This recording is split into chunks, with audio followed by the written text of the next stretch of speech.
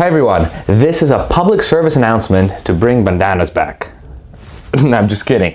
In today's video, what we're going to be doing is we're going to be installing crossbars onto my BMW M3. Now, before you cringe and start cursing me that, oh, this is not what BMW M3 is used for, I use my car 365 days a year. I take it cycling, I take it snowboarding, so having a proper roof rack is very important to me. Actually, one of the reasons why I picked this car, this particular one without a carbon fiber roof, is so I could mount my crossbars. If you pick an M3 or an M4, the F80, F82 line with the carbon fiber roof, you still have these flaps, but these flaps have no mounting holes for the roof rack. Yes, there are some aftermarket retrofit kits that drill through the carbon fiber and install these nuts. But in my case, again, I didn't want to drill through carbon fiber, and I kind of like the sunroof quite a lot actually. So I opted for this particular car. Now, this install procedure works exactly the same across the F30 line of cars, F32, F80 and F82, as well as all kinds of cars out there, because mounting roof racks, especially on BMWs, is pretty straightforward. Now, I opted for BMW OEM crossbars. Why did I do that? For a couple of reasons, and don't mind these snowboard attachments. I already put them on and I'm just too lazy to take them off. But basically, this bar is what you get. And this particular kit is about 200 bucks. I linked it all in the description for you in case you're interested. But it's it's the most affordable crossbar system for the BMW series. It also sits higher, so a lot of people actually pick the lower profile ones because they look slicker. However, if crossbars sit too close to the roof line, when you're mounting snowboards onto it, yes, you can mount them binding side up. But when the bindings are facing down, then the bindings are scratching on the roof. Ask me how I know. My previous car was actually had the same issue, and I ended up with minor scratches on the roof rack. So this is a very high-sitting crossbar system, and it's OEM, so I know it fits well, and it kind of looks cool. So before I mount it, let me show you exactly what we're going to be mounting it to. So each roof has these flaps. This is the one in the back, and this is the one in the front. And when you pop it open, it reveals this nut. This nut is the nut that's going to be receiving the screw from the crossbar system. And actually the crossbar system, since we're here, comes with these plastic pieces. This is basically to prevent any scratches on the body of the car. Think of it as a plastic washer. So when you get this kit new, make sure you install these, I call them, I guess, plastic washers. They glue on to the body, so when your roof rack rests on the body, it doesn't scratch any of the paint surfaces that are down here. So what we have to do now is open all of them up.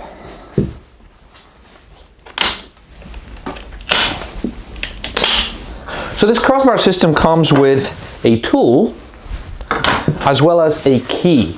Now the key is used to open and close this flap. When you open it, it reveals this mounting screw. When you close it, it allows you to lock it so no one steals your crossbar system. Now, before you mount it on the car, make sure to use this tool to adjust the width. Basically, a lot of times it does not come adjusted to the width from the factory. So, in other words, you might have to move this mount in or out to adjust it to the width of your car. I actually had to do that when I first bought it, but it's very easy to do. What you have to do is you have two screws inside. You loosen them up and you just adjust it. It's very, very straightforward. So now that we've got that out of the way, let's start installing it. And again, just make sure you don't scratch anything. Line it up over the hole. Line it up over here. It locks automatically. Let me show you again how it sits on the body of the car. So you see in there, let me just get the camera to focus. It sits on this plastic. That way, nothing will scratch the body of the car. Pretty good solution. And now, what we're going to be doing is we're going to take this tool and we're going to start screwing it in. And check out the beauty of this tool. So let me just tighten it just a little bit. This tool has a built-in torque meter in it. Basically, as you turn it, the whole tool twists and it's got an arrow up top. So as it twists, it shows you how tight it should be. So look, as it twists, I want to reach that 8. Come on, twist. Has it reached the 8? Yep, okay. Now we know that it's tightened. Pretty ingenious idea.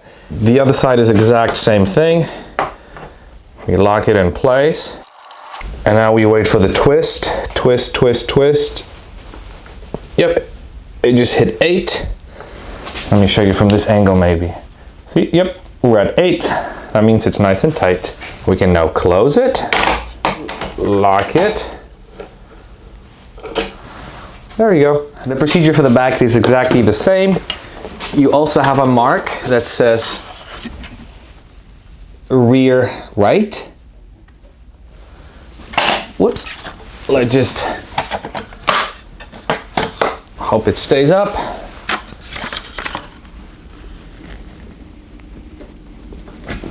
Drops here and it drops there.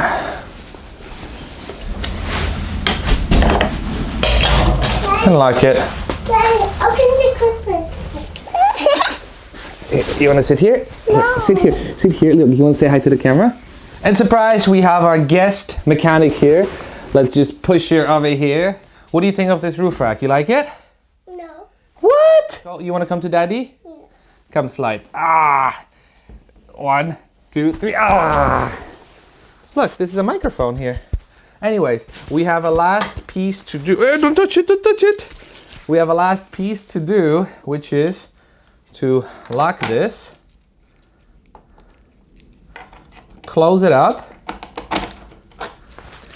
and we're done. Now we can take this car to any snowboarding or ski mountain in the area. All right, and we're done. Violet, what do you think of this? Do you like it? No. Why don't you like it? Go around the block. You want to go around the block? But you can't drive yet. Go around the block. Okay, we're gonna go around the block. Maybe we'll take some photos of the roof rack system. Yeah? Okay, should we put on the jacket? Okay, as we do that, you will probably enjoy the photo collage in a couple of seconds. But let me know what you think in the comments section below. We're gonna be taking this car on a lot of snowboarding trips. I'll be updating you with photos and videos, so stay tuned for that.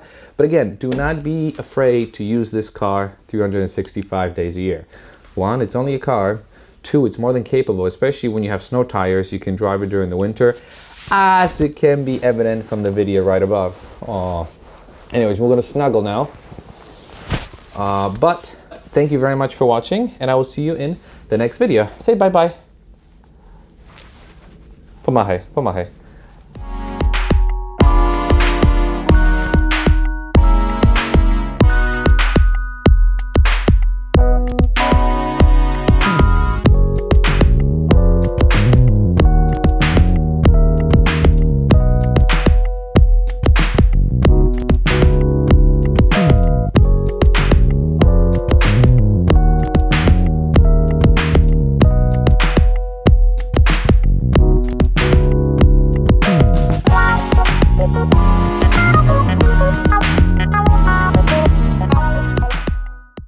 Oh, and before I forget, it is very important that you keep the keys as well as the tool in your car, just in case you ever need to adjust it on the go or take it off on the go. It's always good to have them in the car. Key. You want this?